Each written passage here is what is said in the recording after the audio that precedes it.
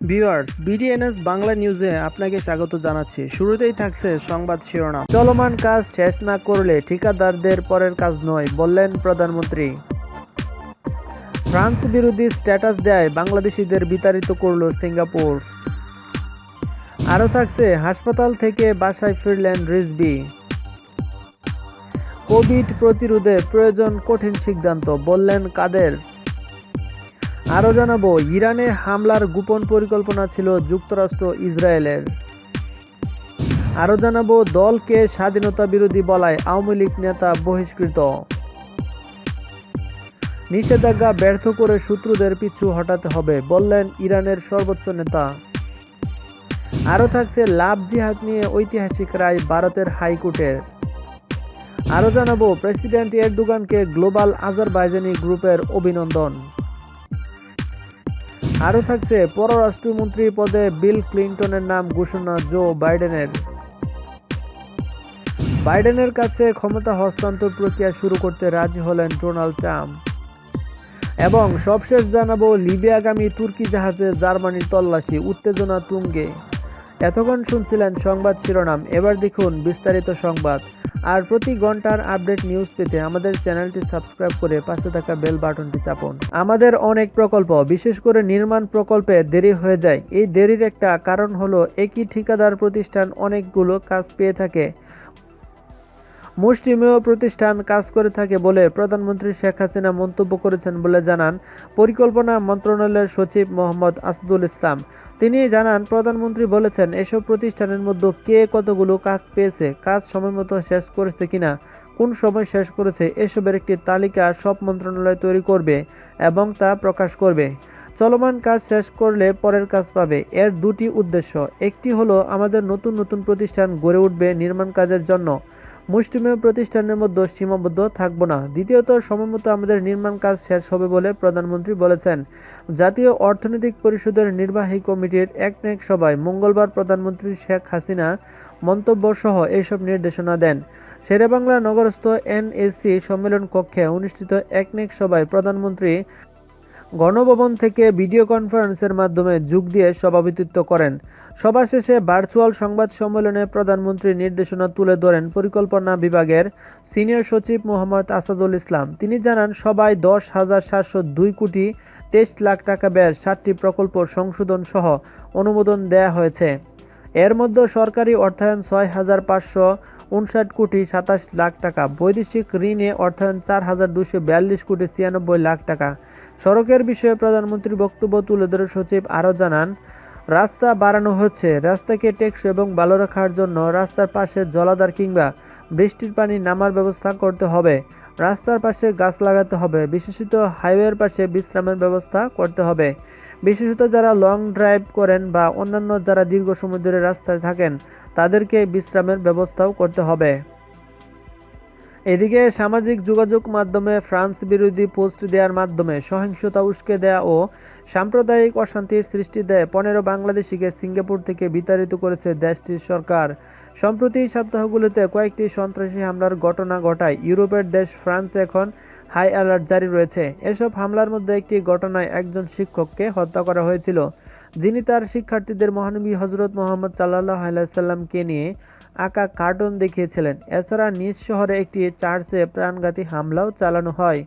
শিক্ষকের উপর হামলার পর ফ্রান্সের প্রেসিডেন্ট ইমানুয়েল ম্যাক্রো কার্টুন প্রকাশকে মানুষের অধিকার হিসেবে বর্ণনা করেন এবং এই অধিকার রক্ষা করা হবে বলে জানান। এরপরই সারা বিশ্বে ম্যাক্রোর এই বক্তব্যের তীব্র প্রতিক্রিয়া সৃষ্টি হয়।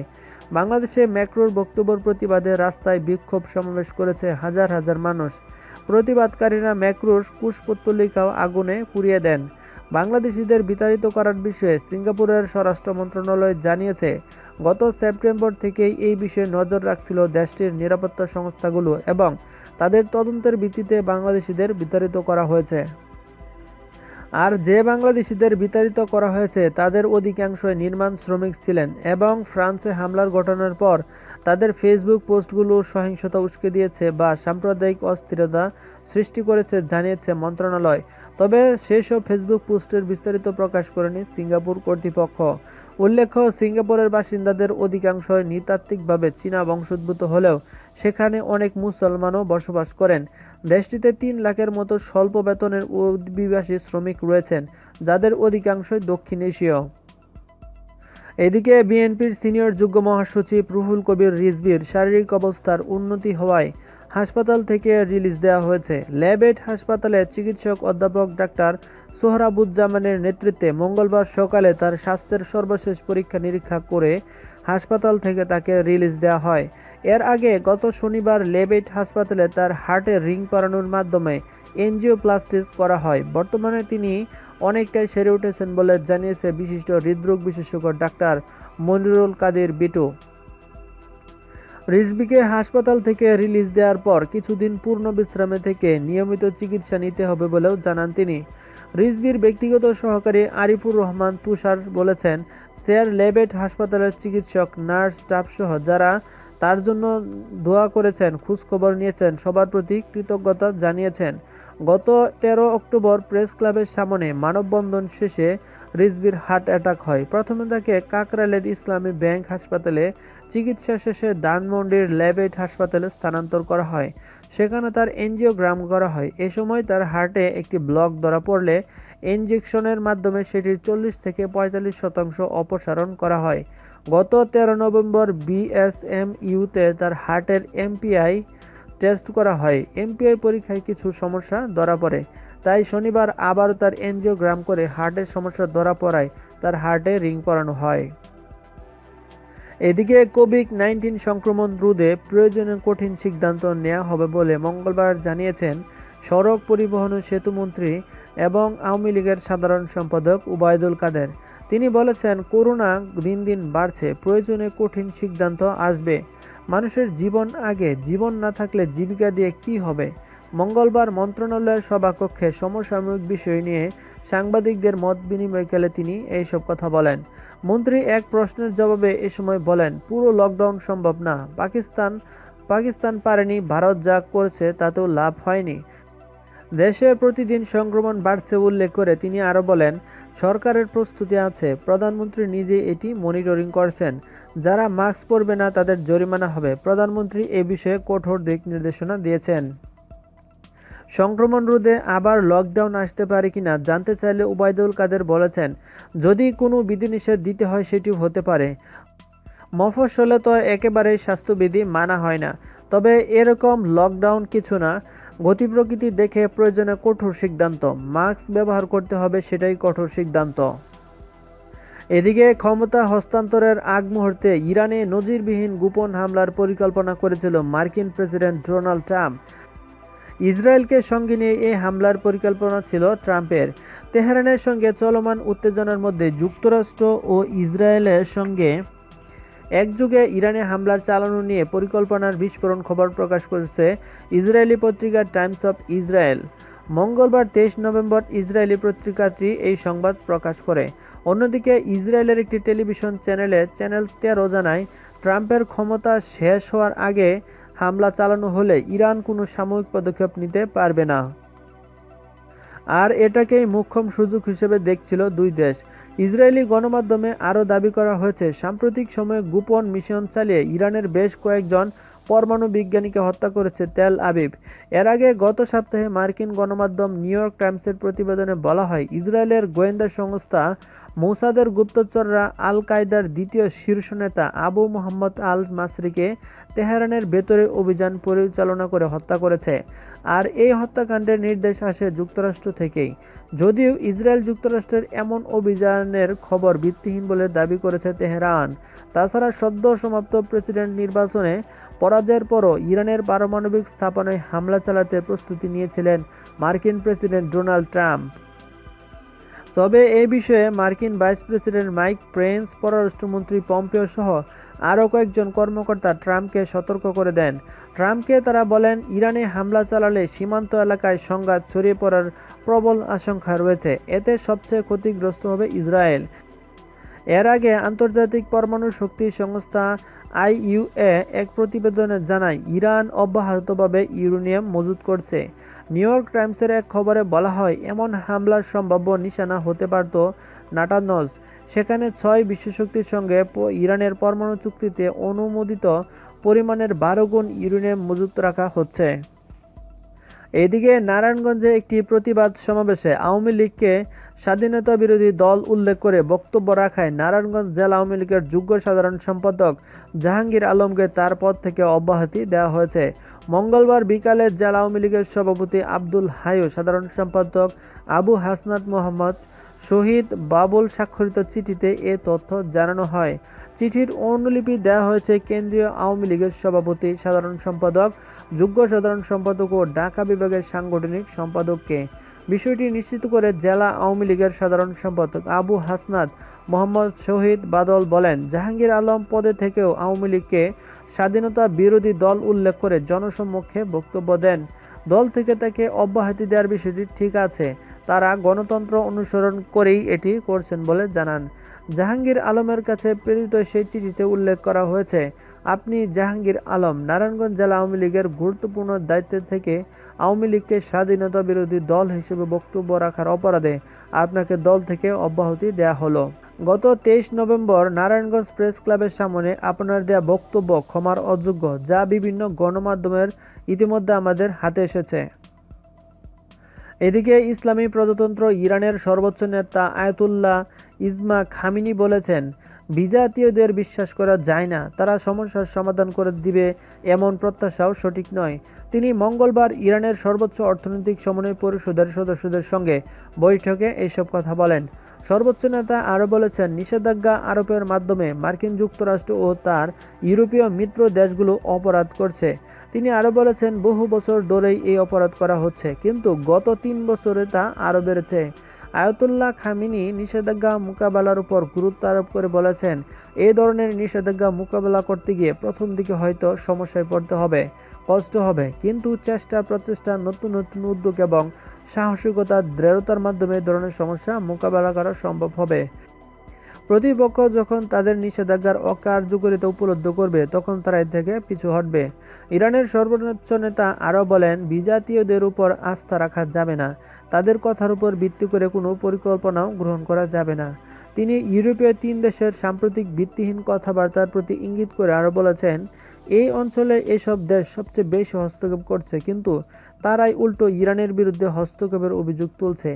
ব্রিটেন ও ফ্রান্স মারাত্মক ধ্বংসাত্মক পরমাণু ক্ষেপণাস্ত্রের অধিকারী, জার্মানও এক পথে এগেছে, কিন্তু তারা বলছে ইরান ক্ষেপণাস্ত্র রাখতে পারবে না। এদিকে 2 জন প্রাপ্তবয়স্ক মানুষ, তারা যেই ধর্মের হোক না কেন, স্বেচ্ছায় নিজেদের সঙ্গী বেছে নিতে পারবে। সঙ্গী বেছে নেওয়ার জন্য তাদের স্বাধীনতায় হস্তক্ষেপ নয়, এমনই জানালো এলাহাবাদ হাইকোর্ট। এক মুসলিম যুবক এক হিন্দু তরুণীকে বলপূর্বক অপহরণ করেছে বলে দায়ের করা এফআইআর খারিজ করে এমনটা জানিয়েছে হাইকোর্ট। সেই সাথে আদালত এও জানিয়েছে, বিয়ের জন্য ধর্ম পরিবর্তন বরদাস্ত নয়, এমন আইনও মোটেও ভালো নয়। 2 ধর্মের মানুষের বিয়েতে হস্তক্ষেপ করতে নারাজ হাইকোর্ট। আদালতের এই মন্তব্য অত্যন্ত তাৎপর্যপূর্ণ, কারণ সম্প্রতি উত্তরপ্রদেশের মুখ্যমন্ত্রী যোগী আদিত্যনাথ ঘোষণা করেছেন, লাভ জিহাদ রুখতে কড়া আইন আনার হুঁশিয়ারি দিয়েছেন।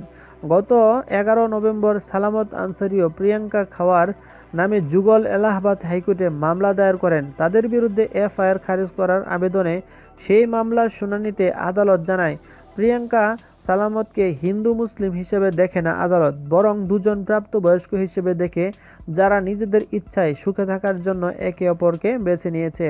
স্বেচ্ছায় জীবনসঙ্গী বেছে নেওয়ার অধিকার সাংবিধানিক। ব্যক্তি স্বাধীনতার অধীনে কারো ইচ্ছার বিরুদ্ধে হস্তক্ষেপ করতে পারে না আদালত। ভারতের সংবিধানের অনুচ্ছেদ 21-এ এমনটাই বর্ণিত রয়েছে।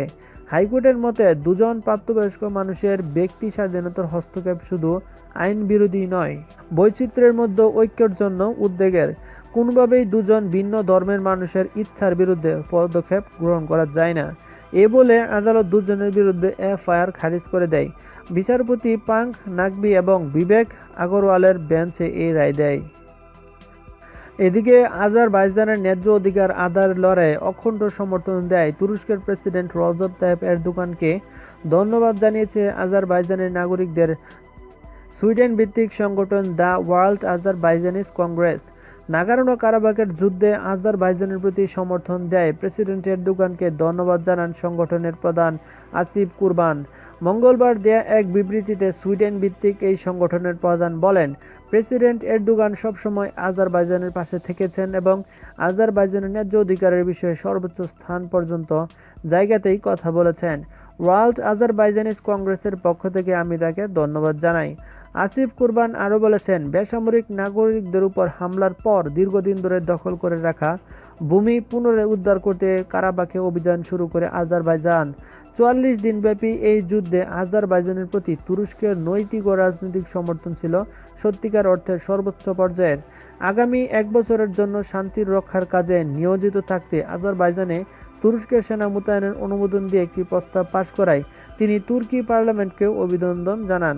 পাশাপাশি তুরস্কের পররাষ্ট্রমন্ত্রী মেভলুত কাভুসোগলু, প্রতিরক্ষামন্ত্রী হুলুসি আকার এবং আলাদাভাবে তুরস্কের প্রতিটি নাগরিককে আজারবাইজানের পাশে থাকার জন্য আসিফ কুরবান ধন্যবাদ জানান। এদিকে মার্কিন যুক্তরাষ্ট্রের নবনির্বাচিত প্রেসিডেন্ট জো বাইডেন সোমবার তার মন্ত্রিপরিষদের গুরুত্বপূর্ণ পদে কয়েকজনের নাম ঘোষণা করেছেন। তিনি তার পররাষ্ট্রমন্ত্রী হিসেবে দীর্ঘদিন ধরে পররাষ্ট্র নীতি বিষয়ক উপদেষ্টার দায়িত্ব পালন করা অ্যাটর্নি বিল ক্লিন্টনকে এবং তার বিশেষ জলবায়ু দূত হিসেবে যুক্তরাষ্ট্রের সাবেক প্রধান কূটনীতিক জন কেরিকে বেছে নিয়েছেন। এছাড়া বাইডেন এ যাবৎকালের মধ্যে এই প্রথমবারের মতো কিউবা বংশোদ্ভূত আইনজীবী আলেকজান্দ্রা মিয়ারকাসকে হোমল্যান্ড সিকিউরিটি বিভাগের প্রধান পদে মনোনয়ন দিয়েছেন। বিভাগটি অভিবাসন বিষয় দেখভাল করে থাকেন। তাছাড়া বাইডেন সিআইএর সাবেক ডেপুটি ডিরেক্টর অবরিন হাইসেনকে জাতীয় গোয়েন্দা বিভাগের পরিচালক হিসেবে বেছে নিয়েছেন। তারা সকলে ওবামা বাইডেনের সাবেক প্রশাসনের জানু সদস্য এবং বিভিন্ন ক্ষেত্রে তাদের ব্যাপক অভিজ্ঞতা রয়েছে। এক বিবৃতিতে বাইডেন আরও বলেছেন, আমাদের জাতীয় নিরাপত্তা এবং বৈদেশিক নীতির ব্যাপারে সিদ্ধান্তে আসার ক্ষেত্রে আমাদের সময় নষ্ট করার কোনো সুযোগ নেই। তিনি আরও বলেছেন, এসব ব্যক্তি স্ব ক্ষেত্রে অনেক অভিজ্ঞ এবং সংকটপূর্ণ সময়ে কাজে পারদর্শী। তাদের সকলের উদ্ভাবনী শক্তি রয়েছে এবং অনেক দূরদর্শী। এদিকে যুক্তরাষ্ট্রের প্রেসিডেন্ট ডোনাল্ড ট্রাম্প নির্বাচনে বিজয়ী জো বাইডেনের কাছে ক্ষমতা হস্তান্তরের আনুষ্ঠানিক প্রক্রিয়া শুরু করতে রাজি হয়েছেন। তিনি বলেছেন, হস্তান্তর প্রক্রিয়া দেখভালের দায়িত্বে থাকা সংস্থা যা করার প্রয়োজন করুক। দি জেনারেল সার্ভিস অ্যাডমিনিস্ট্রেশন বা সিএসএ বলেছে, তারা মিস্টার বাইডেনকে আপাতত বিজয়ী হিসেবে স্বীকৃতি দিচ্ছে। মূলত মিশিগানের নির্বাচনের ফল আনুষ্ঠানিকভাবে সার্টিফাইড হওয়ার পরপরই বাইডেনের জয় চূড়ান্ত স্বীকৃতি লাভ করে। বাইডেন টিম ক্ষমতা হস্তান্তর প্রক্রিয়া শুরু করার সিদ্ধান্তকে স্বাগত জানিয়েছে। এক বিবৃতিতে তারা বলেছে, মহামারী নিয়ন্ত্রণ ও অর্থনীতিতে গতি আনা সহ জাতির সামনে চ্যালেঞ্জগুলো মোকাবেলায় আজকের এই সিদ্ধান্তটি ছিল প্রয়োজনীয় পদক্ষেপ। ট্রাম্প কি বলেছেন? ট্রাম্প এক টুইট বার্তায় বলেছেন, ক্ষমতা হস্তান্তরের আনুষ্ঠানিক প্রক্রিয়া থাকা জিএসএ বাইডেন শিবিরকে জানিয়েছেন যে তারা প্রক্রিয়া শুরু করতে যাচ্ছে। প্রশাসন এমিলিশ মার্ফি বলেছেন, তিনি নতুন প্রেসিডেন্টের জন্য $63 লাখ অবমুক্ত করেছেন। তবে ভালো লড়াই চালিয়ে যাওয়ার প্রত্যয় ব্যক্ত করেছেন ডোনাল্ড ট্রাম্প। তিনি আরও বলেছেন, জাতির বৃহত্তর স্বার্থে এমিলিও তার টিমের করণীয় কাজটাই করা উচিত এবং আমার টিমকেও তাই বলেছে। মার্ফিকে মিনিস্টার ট্রাম্পই জিএসএ প্রধান হিসেবে মনোনয়ন দিয়েছেন। তিনি নির্বাচনের ফল, সার্টিফিকেশন ও আইনি চ্যালেঞ্জ সহ সাম্প্রতিক ঘটনা প্রবাহকে তার সিদ্ধান্তের ভিত্তি হিসেবে উল্লেখ করেছেন। তবে হোয়াইট হাউসের দিক থেকে কোনো চাপের বিষয়টি তিনি প্রত্যাখ্যান করেছেন। আমি পরিষ্কার করতে চাই যে আমি প্রক্রিয়াটি বিলম্বিত করতে কোনো নির্দেশনা পাইনি, তিনি মিনিস্টার বাইডেনকে দেয়া তার চিঠিতে উল্লেখ করেছেন। এদিকে লিবিয়াগামী জাহাজে অস্ত্রের খুঁজে তল্লাশি চালানোয় জার্মানির কড়া সমালোচনা করল তুরস্ক। এ নিয়ে কূটনীতিক উত্তেজনা শুরু হয়েছে। লিবিয়াগামী তুরস্কের একটি পণ্যবাহী জাহাজে তল্লাশি করল জার্মানি। সেই জাহাজে অস্ত্র আছে কিনা সেটাই খুঁজে দেখছে তারা। জাতিসংঘ লিবিয়ায় অস্ত্র পাঠানো নিষিদ্ধ ঘোষণা করেছে। অস্ত্র যাতে না পাঠানো হয় সেজন্য চালু আছে ইইউ-এর ইরিনি মিশন। জার্মানির দাবি, তাই তারা জাহাজে অস্ত্রের খোঁজ করেছেন। তুরস্কের পররাষ্ট্র মন্ত্রণালয়ে বিবৃতি দিয়ে জানিয়েছে, জার্মানি যা করেছে তা পুরোপুরি বেআইনি। এভাবে তল্লাশি চালানোর কোনো অধিকার নেই তাদের। জোর করে তারা এই তল্লাশি চালিয়েছে। আমরা এর তীব্র নিন্দা জানাচ্ছি। আঙ্কারায় জার্মানি, ইইউ ও ইতালির রাষ্ট্রদূতকে ডেকে এই বেআইনি কাজের নিন্দা করেছে তুরস্কের পররাষ্ট্র মন্ত্রণালয়। জার্মানির প্রতিরক্ষা মন্ত্রণালয় জানিয়েছে, তুরস্কের জাহাজের নাম হলো রোসালিন। এ জার্মান হেলিকপ্টার থেকে জাহাজের তল্লাশির বার্তা পাঠানো হয়। জাহাজ থেকে কোনো জবাব আসেনি। তারপর হেলিকপ্টার থেকে নেমে তল্লাশি চালানো হয়। তবে রোমের ইরিনি মিশন কমান্ড থেকে এই তল্লাশির নির্দেশ দেওয়া হয়। তুরস্ক অবশ্য বার্তা পাঠায় তারা তল্লাশির অনুমতি দিচ্ছেন না। তখন তল্লাশি থামিয়ে দেয়। যেটুকু তল্লাশি অভিযান চলেছে তাতে কোনো অস্ত্রের সন্ধান মেলেনি। তল্লাশিতে জাহাজের নাবিকরাও সহযোগিতা করেছেন। লিবিয়ায় 2011 সালে গাদ্দাফির শাসনের অবসানের পরই জাতিসংঘ অস্ত্র পাঠানোর ক্ষেত্রে নিষেধাজ্ঞা জারি করে। লিবিয়ায় এখন জাতিসংঘের স্বীকৃত ত্রিপলি সরকারের সেনাদের সঙ্গে খলিফা হাফতারের বাহিনীর লড়াই চলছে। হাফতারকে সমর্থন করে রাশিয়া, মিশর, জর্ডান ও আরব আমিরাত। তুরস্কে আছে ত্রিপলি সরকারের পক্ষে, তারা আগে সেনা ও অস্ত্র পাঠিয়েছে। এমনকি জার্মানি ইরিনি মিশন যোগ দেওয়ায় তুরস্কের অভিযোগ ছিল তারা একেবারেই নিরপেক্ষ নয়। তাদের দাবি এই অস্ত্র নিষেধাজ্ঞায় হাফতারের লাভ হচ্ছে। নিউজটি সম্পূর্ণ দেখার জন্য ধন্যবাদ। ভিডিওটি ভালো লাগলে লাইক, শেয়ার করুন এবং প্রতি ঘন্টার আপডেট নিউজ পেতে আমাদের চ্যানেলটি সাবস্ক্রাইব করে রাখুন। আসসালামু আলাইকুম।